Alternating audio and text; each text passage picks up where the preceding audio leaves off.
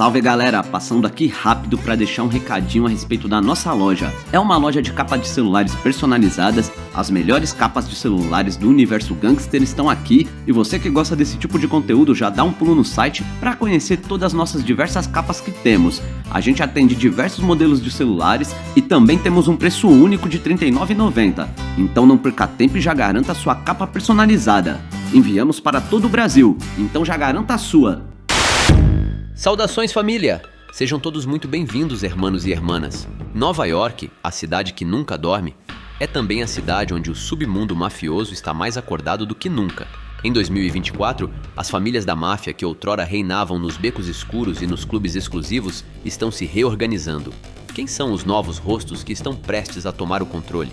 E quais velhos chefões ainda mantêm suas garras afiadas na grande maçã? Neste vídeo, você vai descobrir quais são as famílias mafiosas que dominarão Nova York em 2024. Vamos explorar suas origens, seus métodos de operação e como elas conseguem escapar das garras da lei por décadas. Prepare-se para mergulhar no lado mais sombrio da cidade, onde poder, dinheiro e traição andam de mãos dadas. As dinâmicas internas dessas famílias estão cada dia mais complexas. Estamos vendo uma nova geração de mafiosos que são mais sofisticados e tecnologicamente avançados. Eles não são apenas mafiosos de rua, mas verdadeiros estrategistas. Então, se você quer entender como a máfia de Nova York está se reinventando e quem serão os mais poderosos da cidade em 2024, fique com a gente até o final. Este é um mundo onde um passo em falso pode te levar para a vala. Se você é novo aqui, não se esqueça de se inscrever no canal e ativar o sininho para não perder nenhum detalhe dos bastidores da máfia de Nova York. Eu tô deixando meu Pix junto com o link do Apoia-se nos comentários fixados. Considerem ajudar o canal. Sua contribuição é fundamental para que sigamos com o nosso trabalho. Agora, sem mais delongas, vamos ao que interessa. Bora pro vídeo!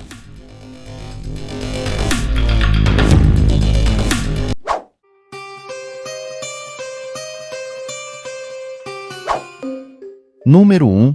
A família Bonanno. Fundada na década de 1890, a família Bonanno esteve no centro do submundo organizado na cidade de Nova York. A história da família Bonanno remonta à cidade de Castellammare del Golfo, na Sicília. A saga da família Bonanno começa no final do século XIX, uma época em que ondas de imigrantes italianos chegavam às costas dos Estados Unidos em busca de uma vida melhor. Entre eles estava um jovem chamado Salvatore Bonanno, que viria a lançar os alicerces de um império mafioso que duraria gerações. Nascido na década de 1890, Salvatore Bonanno mudou-se com sua família para Nova York e começou a estabelecer domínio e controle na comunidade de Williamsburg, Brooklyn. Enquanto operava no Brooklyn, os líderes de Castellammare conseguiram garantir o futuro das organizações mafiosas. Salvatore não perdeu tempo em fazer seu nome, estabelecendo conexões com outros indivíduos que compartilhavam seu desejo por riqueza e influência. Juntos, formaram as primeiras raízes do que mais tarde se tornaria a família mafiosa Bonanno. Nos primeiros anos, a família Bonanno se envolveu em uma ampla gama de atividades mafiosas, desde pequenos furtos e extorsão até jogos de azar ilegais e contrabando durante a era da proibição. Mas foi Joseph Bonanno, filho de Salvatore Bonanno, que elevou a família a novos patamares de poder. No entanto, a ascensão da família ao poder não foi sem desafios. Na década de 1930, a família Bonanno se viu envolvida em um brutal conflito interno conhecido como a Disputa de Castellammarese. A Disputa de Castellammarese foi um conflito brutal que irrompeu na década de 1930 entre duas poderosas facções dentro da máfia ítalo-estadunidense. De um lado estava o siciliano Salvatore Maranzano, que buscava se estabelecer como o líder incontestável da máfia nos Estados Unidos.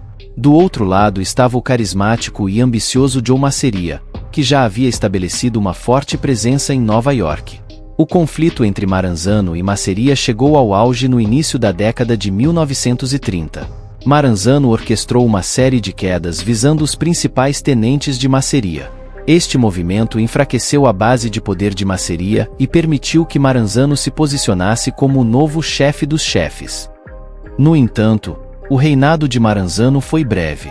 Sentindo uma ameaça ao seu próprio poder, Lucky Luciano, uma estrela em ascensão dentro da máfia, orquestrou um plano ousado para eliminar Maranzano e consolidar o poder sob uma nova estrutura de liderança.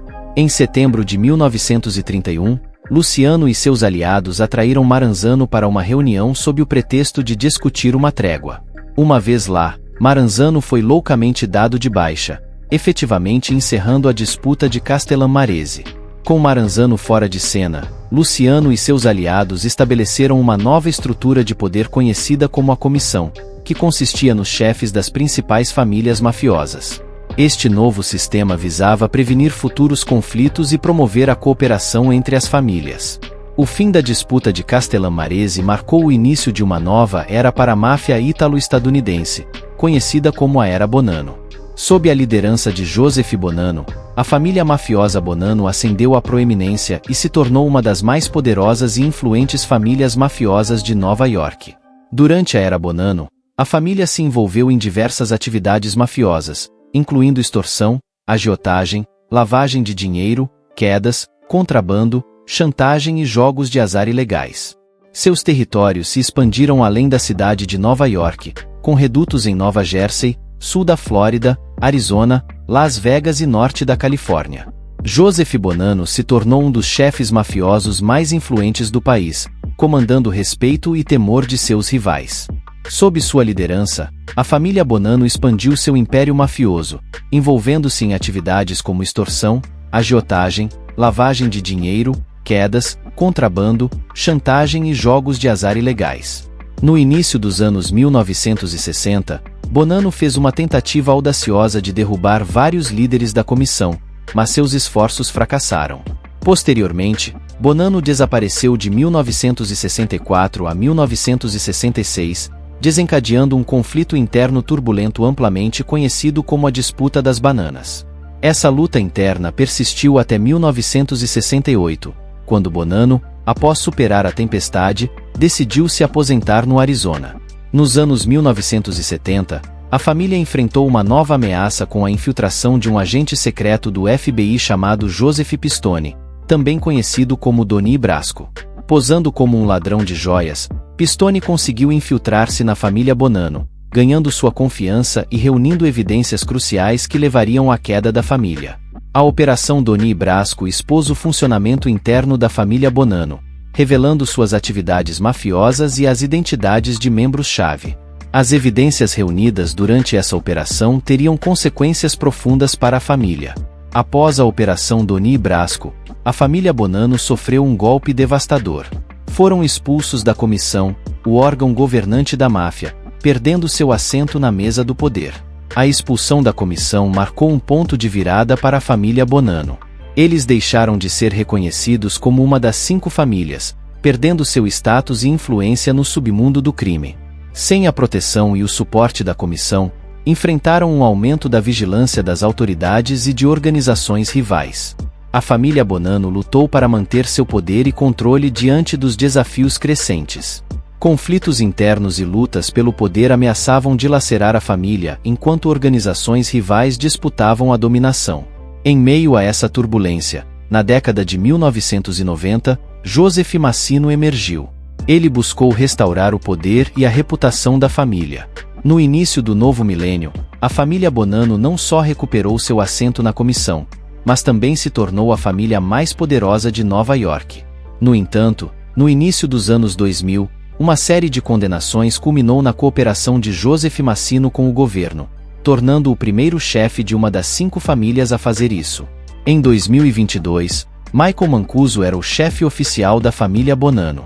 Em 9 de março de 2022, Mancuso foi preso e está sob investigação por violar os termos de sua liberdade supervisionada ao associar-se com membros da máfia organizada.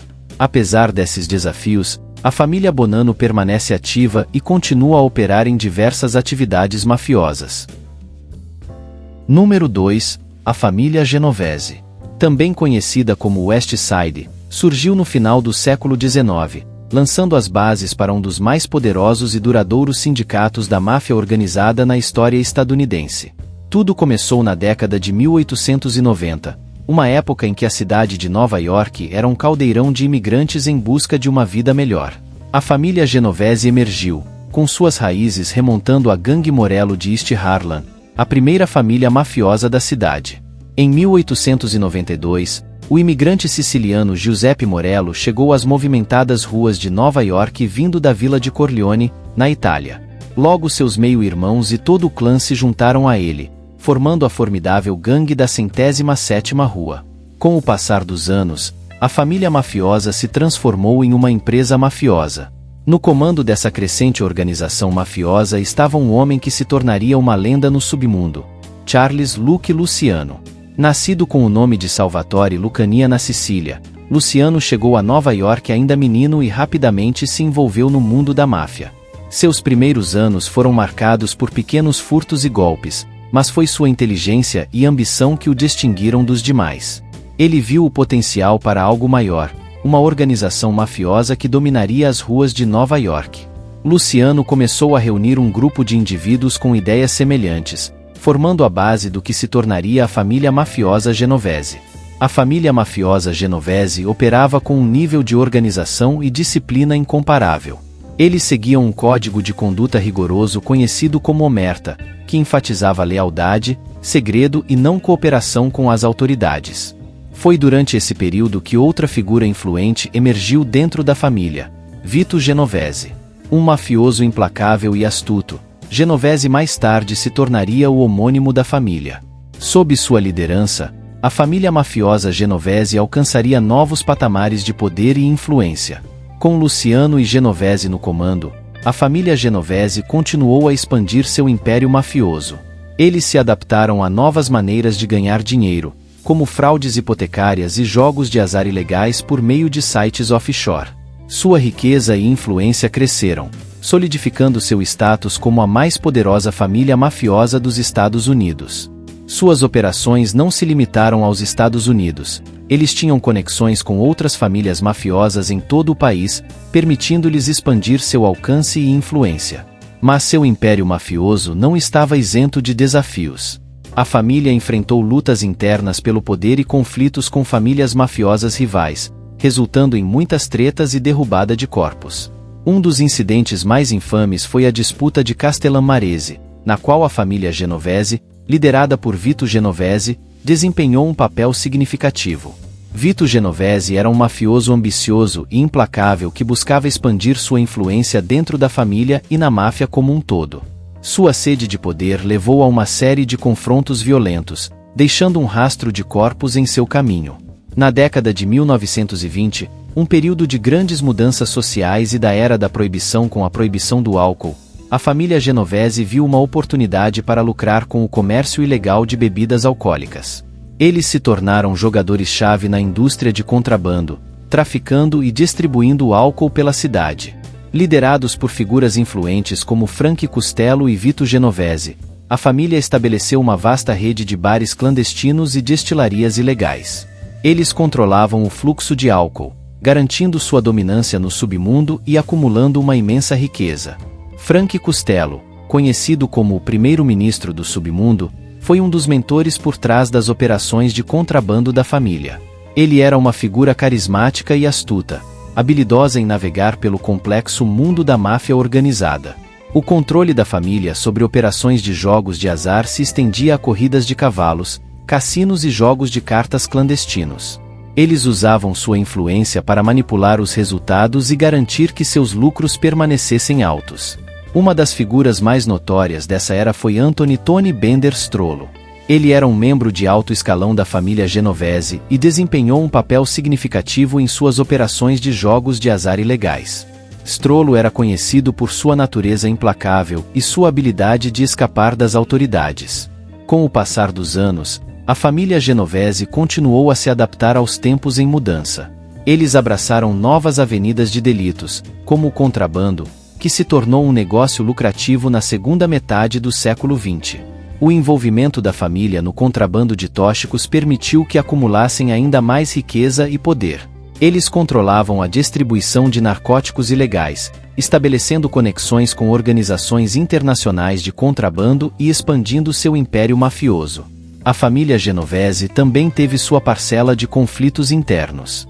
Lutas pelo poder e rivalidades marcaram a história da família, levando a confrontos e derramamento de ketchup humano. Um dos conflitos mais notórios dentro da família foi a disputa de poder entre Vincent Gigante e Anthony Fat Tony Salerno. Conhecido por seu comportamento excêntrico e simulação de doença mental, Gigante buscava assumir o controle da família, levando a um confronto louco com Salerno e seus leais. Apesar da queda de Vincent Gigante em 2005, a família Genovese permaneceu organizada e poderosa. Eles se adaptaram a novos desafios e continuaram a se envolver em várias empreitadas mafiosas. Hoje, acredita-se que Libório Bellomo seja o atual chefe da família Genovese. Bellomo, um membro de alto escalão da família, conseguiu navegar nas águas traiçoeiras do submundo mafioso, mantendo a dominância da família em Nova York e além.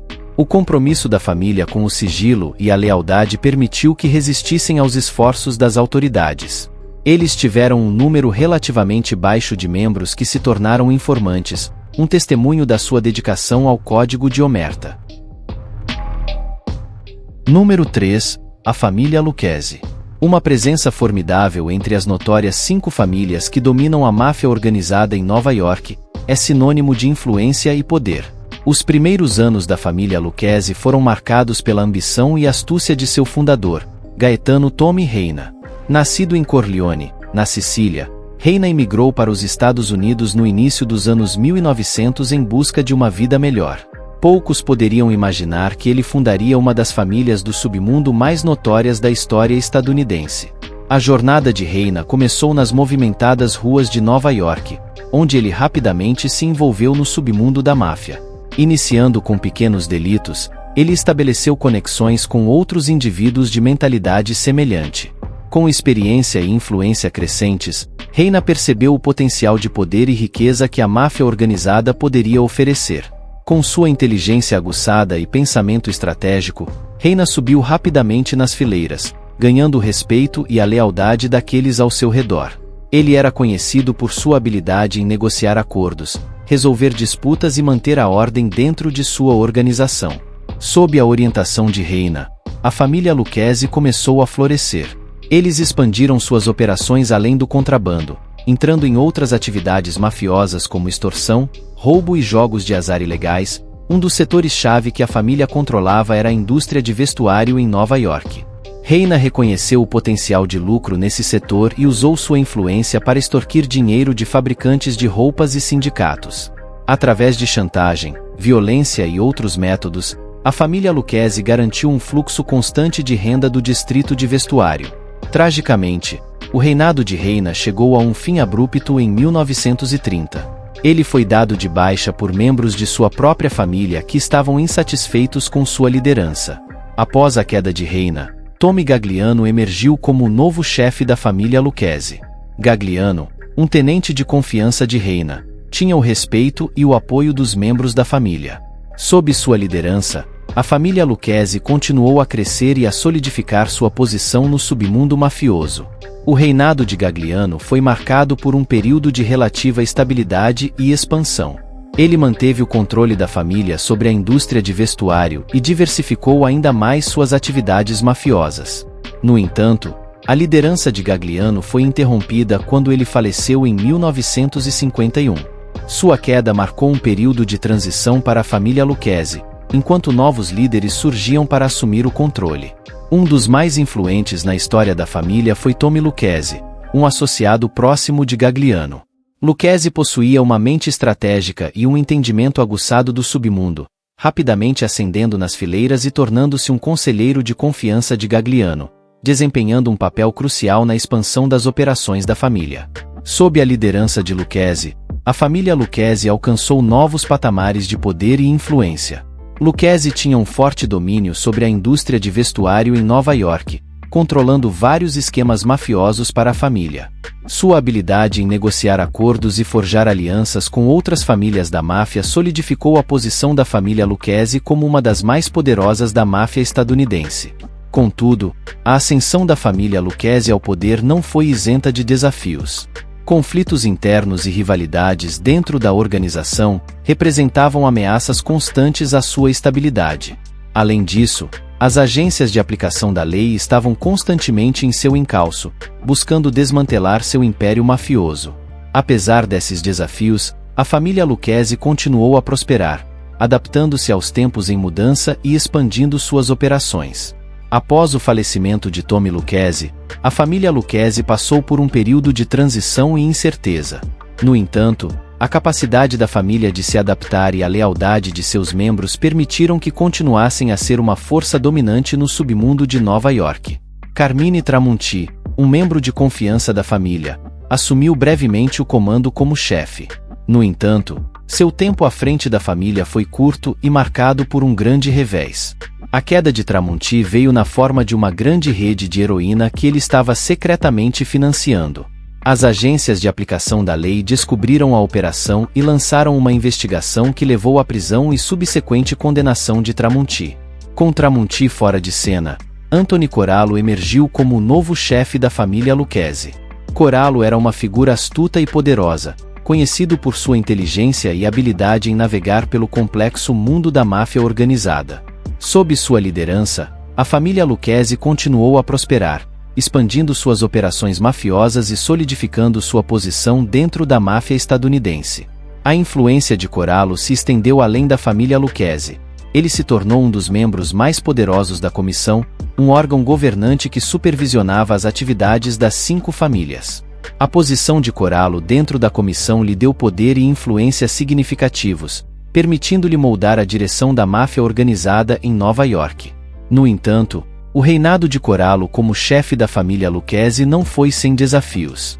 Em 1986, o julgamento da comissão da máfia causou um grande impacto no submundo. O julgamento expôs o funcionamento interno da máfia e levou à condenação de vários membros de alto escalão, incluindo o próprio Corallo. A reputação da família Lucchese como uma força formidável dentro da máfia organizada foi manchada, e suas operações foram significativamente afetadas pelas prisões e testemunhos de seus membros. O julgamento da comissão da máfia marcou um ponto de virada para a família Lucchese e para a máfia estadunidense como um todo. Ele deu um golpe significativo no poder e na influência das famílias mafiosas, à medida que as agências de aplicação da lei intensificaram seus esforços para desmantelar redes do submundo organizado. No final dos anos 1980, a família Lucchese enfrentou um período de turbulência sob a liderança de Vittorio Amuso e Anthony Casso. Amuso, o chefe oficial da família, e Casso, seu subchefe, ordenaram a execução de qualquer um que considerassem problemático ou desleal. Este reinado de terror levou vários membros da família a se tornarem informantes e a cooperarem com as agências de aplicação da lei. O FBI eventualmente capturou Amuso e Casso, pondo fim ao seu reinado de terror. Ambos foram sentenciados à prisão perpétua, enfraquecendo ainda mais as operações e a influência da família Lucchese no submundo. Com Amuso e Casso fora de cena, a família Lucchese encontrou-se em um estado de desordem. Várias organizações dentro da família lutavam pelo controle, levando a muitos conflitos internos. Nos últimos anos, a família Lucchese enfrentou inúmeras acusações e prisões. Membros e associados foram acusados de delitos como extorsão, ataques, tentativa de quedas, roubos, fraude, intimidação de testemunhas, lavagem de dinheiro, jogos de azar ilegais, contrabando e suborno. Após a prisão de Amuso, Michael Big Mike DeSantis foi nomeado chefe interino da família Lucchese em Nova York. O declínio do poder e da influência da família Lucchese também se reflete em sua presença diminuída na cultura popular. Antes tema de fascinação e intriga em filmes como O Poderoso Chefão e Os Bons Companheiros, a família agora se encontra em segundo plano, ofuscada por outras famílias da máfia e organizações do submundo. Número 4. A família Colombo. É a mais recente adição às 5 famílias que supervisionam as atividades da máfia organizada dentro da máfia estadunidense em Nova York. Fundada em 1928 por Joe Profaci, a família Colombo tem uma longa e sombria história de atividades mafiosas que deixaram um impacto duradouro no submundo da cidade. Durante o reinado de Joe Profaci, a família Colombo esteve envolvida em uma ampla gama de atividades mafiosas, incluindo contrabando de bebidas alcoólicas, jogos de azar e agiotagem. As operações de contrabando de bebidas alcoólicas de Profaci foram particularmente bem-sucedidas, permitindo-lhe acumular grande riqueza e poder. Sua influência se estendeu por todo o Brooklyn, onde ele estabeleceu sua base de operações com uma rede de soldados e associados leais. Profaci expandiu seu império mafioso e ganhou influência no submundo. No entanto, o governo de Profaci não foi sem desafios. No final dos anos 1950, Joe Gallo liderou uma revolta contra a liderança de Profaci. Insatisfeito com o comando de Profaci, Gallo buscou assumir o controle da família e expandir sua própria influência. A luta pelo poder entre Profaci e Gallo desencadeou um conflito violento dentro da família. A revolta liderada por Gallo representou uma ameaça significativa ao poder de Profaci. Gallo era uma figura carismática e ambiciosa, com um segmento leal dentro da família. Ele acreditava que a liderança de Profaci estava ultrapassada e que ele poderia levar a família a um maior sucesso. A luta pelo poder entre as duas organizações resultou em derramamento de sangue e enfraqueceu ainda mais a família. Apesar da dissidência interna, Profaci conseguiu manter sua posição como chefe da família. Ele usou sua astúcia e influência para conter a rebelião e solidificar seu poder. No entanto, o conflito deixou um impacto duradouro na família, preparando o terreno para futuras lutas pelo poder e conflitos internos. No final dos anos 1950, o governo de Profaci sobre a família Colombo começou a enfraquecer. A mudança no panorama da máfia organizada, com o surgimento da máfia ítalo-estadunidense e o crescente poder de outras famílias, trouxe novos desafios para Profaci. Ele lutou para se adaptar às dinâmicas em mudança e manter sua dominância. Durante esse tempo, Profaci enfrentou pressão crescente das autoridades. As forças da lei estavam reprimindo a máfia organizada, e as atividades mafiosas de Profaci estavam sob escrutínio. Isso levou a várias acusações e problemas legais para Profaci e seus associados. Em novembro de 1961, Joe Gallo foi condenado a 7 a 14 anos de prisão por quedas. Profaci conseguiu escapar da condenação e manter sua posição como chefe da família Colombo. No entanto, a saúde debilitada de Profaci e a contínua pressão das autoridades e de dissidentes internos dificultaram sua liderança. Ele faleceu em 1962, deixando um vácuo de poder que desencadeou novas lutas pelo controle da família. A queda de Profaci marcou o início de uma era tumultuada para a família Colombo, com constantes batalhas internas e confrontos com outras famílias da máfia. No entanto, o fim do reinado de Profaci pairava no horizonte. No final dos anos 1950, sua saúde falhou, criando um vácuo de poder dentro da família. Em 1962, Profaci sucumbiu ao câncer, abrindo caminho para seu subchefe Joe Magliocco assumir a liderança, e as lutas internas persistiram. As organizações lideradas por Joe Gallo e os leais a Profaci se envolveram em uma luta pelo poder. Em 1963, Joseph Bonanno da família mafiosa Bonanno elaborou um plano para eliminar rivais dentro da comissão da máfia buscando o apoio de Magliocco. O plano tomou um rumo sombrio quando Magliocco atribuiu a tarefa ao sicário Joseph Colombo. No entanto, Colombo traiu o complô, revelando a Lucchesi e Gambino em reconhecimento à sua lealdade. A comissão concedeu a Colombo a liderança da família, renomeando-a como Família Colombo. Aos 41 anos, Colombo se tornou o mais jovem e o primeiro chefe da máfia nascido nos Estados Unidos em Nova York. Após um período na prisão, Joe Gallo visou fortalecer sua influência.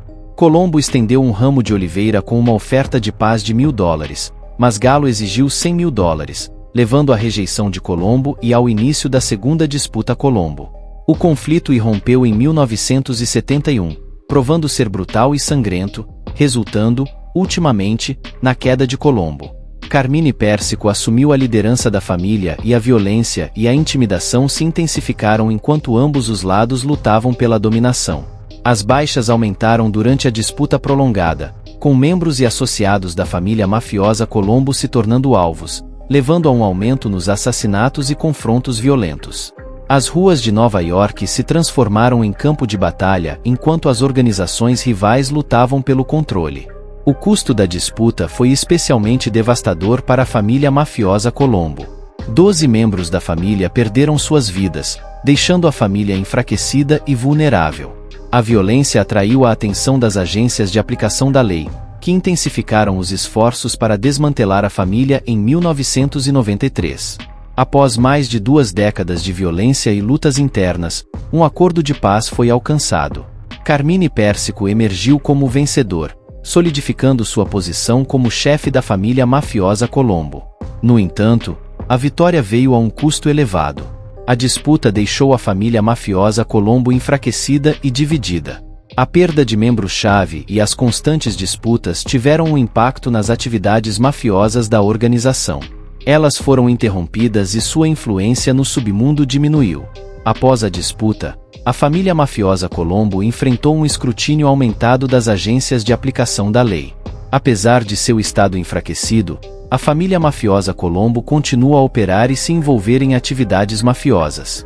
Eles têm organizações operando em diferentes regiões como Brooklyn, Staten Island, o Bronx e Long Island. Na Flórida, no entanto, suas operações estão longe do que já foram e eles enfrentam um escrutínio constante das autoridades. De acordo com algumas fontes, Robert Little Robert Donofrio é o atual chefe interino da família mafiosa Colombo. O status atual da família como a mais fraca das 5 famílias é um testemunho dos desafios que enfrentaram ao longo de sua história. Número 5. A família Gambino. Exercendo uma influência duradoura sobre as ruas ásperas de Nova York, a família mafiosa Gambino se destaca como uma das organizações da máfia ítalo-estadunidense mais notórias. Seu poder formidável ecoa pelo submundo da cidade. Moldando sua própria estrutura, a família mafiosa Gambino traça suas raízes de volta ao início de 1900. Durante esse tempo, ondas de imigrantes italianos chegaram à cidade de Nova York, buscando uma vida melhor, mas se encontrando presos na pobreza e na discriminação. Foi dentro dessas comunidades que as sementes da máfia organizada foram plantadas e a família Gambino emergiria como uma força dominante no submundo mafioso. À frente dessa ascensão ao poder estava um homem chamado Inácio Lupo, também conhecido como Lupo, o Lobo. Lupo era um mafioso siciliano que chegou à cidade de Nova York no final do século XIX.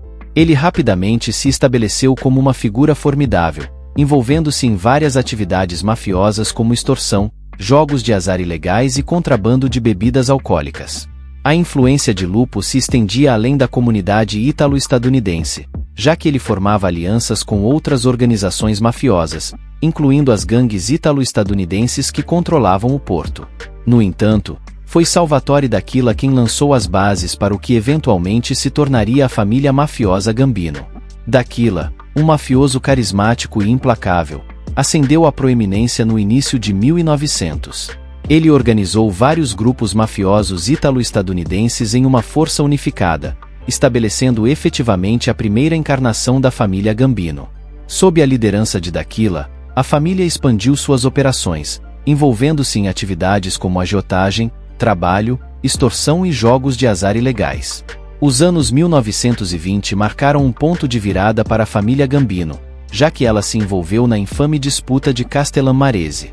Em meio ao caos da disputa de Castellammarese, um jovem e ambicioso mafioso chamado Albert Anastasia começou a se destacar. Anastasia, conhecido por sua natureza insana e implacável, rapidamente subiu pelas fileiras da família Gambino. Ele se tornou um executor confiável tanto para D'Aquila quanto depois para Masseria, solidificando sua posição dentro da organização. A disputa de Castellammarese chegou a um fim sinistro em 1931 quando Maranzano foi dado de baixa, abrindo caminho para uma nova era de liderança na máfia. Foi durante este tempo que Charles Luke Luciano emergiu como uma figura-chave no submundo mafioso. No entanto, o surgimento da família Gambino enfrentou um grande revés em 1957, quando Albert Anastasia foi dado de baixa em uma barbearia em Nova York. Este ato louco enviou ondas de choque pelo submundo mafioso e marcou o fim de uma era. Com a queda de Anastasia, um vácuo de poder foi criado e foi Carlo Gambino quem entraria para preencher o vazio. Carlo Gambino, um mafioso quieto e calculista. Após assumir como o novo chefe da família, sob sua liderança, a família mafiosa Gambino experimentaria um crescimento e prosperidade sem precedentes. Gambino era um estrategista mestre, forjando alianças com outras organizações mafiosas e expandindo a influência da família além da cidade de Nova York. A família tinha territórios em Long Island, Nova Jersey, Connecticut Ocidental e até mesmo tão longe quanto Baltimore, sul da Flórida, Tampa, Atlanta, Los Angeles, Las Vegas e Palermo, na Sicília. Essa rede abrangente permitia que eles se envolvessem em várias atividades ilegais, incluindo extorsão, fraude, contrabando e cafetinagem. Durante este período, a família Gambino formou alianças com outras organizações mafiosas, fortalecendo ainda mais sua posição no submundo. Essas alianças forneceram à família recursos adicionais e proteção, permitindo-lhes expandir suas empresas mafiosas e manter sua dominação. No entanto, a expansão e influência da família Gambino não vieram sem conflitos e rivalidades. Um dos conflitos mais notáveis durante este período foi o surgimento de John Gotti, um capo carismático e ambicioso dentro da família. Gotti sentia que a família havia perdido contato com seus valores tradicionais e estava muito focada em delitos de colarinho branco. Ele acreditava em uma abordagem mais prática para atividades mafiosas, incluindo os tradicionais esquemas de agiotagem e jogos de azar. O conflito de Gotti com o então chefe Paul Castellano eventualmente levaria a uma virada chocante de eventos. Em 1985, Gotti orquestrou a queda de Castellano do lado de fora de um restaurante em Manhattan, enviando ondas de choque pelo submundo mafioso. O ato de loucura descarada de Gotti solidificou sua posição como o novo chefe da família Gambino e marcou uma mudança na direção da família. Sob a liderança de Gotti, a família Gambino se tornou ainda mais notória. O estilo de vida extravagante de Gotti e sua habilidade de escapar da aplicação da lei lhe renderam o apelido de Dom Teflon. No entanto, seu reinado seria de curta duração. Em 1992, o subchefe de Gotti, Salvatore Sami de Bulgravano, cooperou com o FBI e testemunhou contra Gotti, que foi condenado por quedas e acusações de extorsão, efetivamente encerrando seu reinado como chefe da família Gambino. Apesar da queda de Gotti, a família Gambino continuou a operar e se adaptar. A estrutura e hierarquia da família permaneceram intactas, com o chefe, subchefe e consigliere supervisionando a organização. Durante períodos de prisão, vários comitês substituiriam as posições de subchefe e consigliere para garantir que as operações da família continuassem sem problemas. Nos últimos anos, a família Gambino enfrentou desafios significativos das autoridades. Um dos eventos mais significativos recentemente foi a queda de Frank Cali, o chefe da família mafiosa Gambino. Em 2019, o homem conhecido como Frank Boy Cali, dado de baixa do lado de fora de sua casa em Staten Island. Após a queda de Cali, a família passou por um período de transição. Por fim, Domenico Cefalù, um membro de longa data da família, assumiu o papel de chefe interino. Porém, a estrutura de liderança da família sempre foi fluida, com o poder mudando constantemente entre diferentes indivíduos com base em circunstâncias e alianças.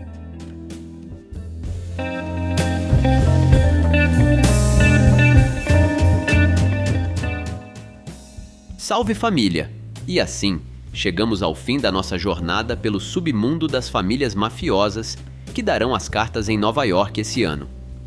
Vimos como as antigas famílias ainda têm influência e como novas alianças estão mudando o jogo. A cidade nunca esteve tão dividida e, ao mesmo tempo, tão controlada por esses poderosos clãs. O futuro dessas famílias ainda é incerto, mas uma coisa é certa: o submundo da máfia continuará a evoluir e se adaptar, desafiando a lei e a ordem a cada passo. Qual será o próximo movimento deles? Só o tempo dirá. Se você gostou deste vídeo, não esqueça de deixar seu like e compartilhar com seus amigos. E se ainda não se inscreveu, clique no botão de inscrição agora e ative o sininho para não perder nenhum dos nossos próximos vídeos. Vamos continuar explorando os mistérios e segredos que moldam nossa sociedade. Deixe nos comentários qual família você acredita ser a mais poderosa. Eu quero saber sua opinião. Obrigado por assistir e até a próxima.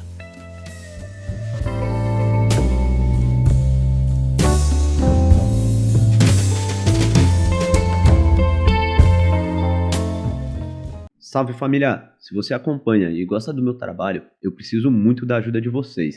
Dá um pulo lá no Apoia-se e se torne um de nossos investigadores daqui do canal. E para os apoiadores do canal, vão ter diversos brindes para vocês, meus amigos. Então, se você quer que esse conteúdo continue rolando, dá um pulo lá no Apoia-se e se torne um de nossos investigadores daqui do canal. Valeu, família!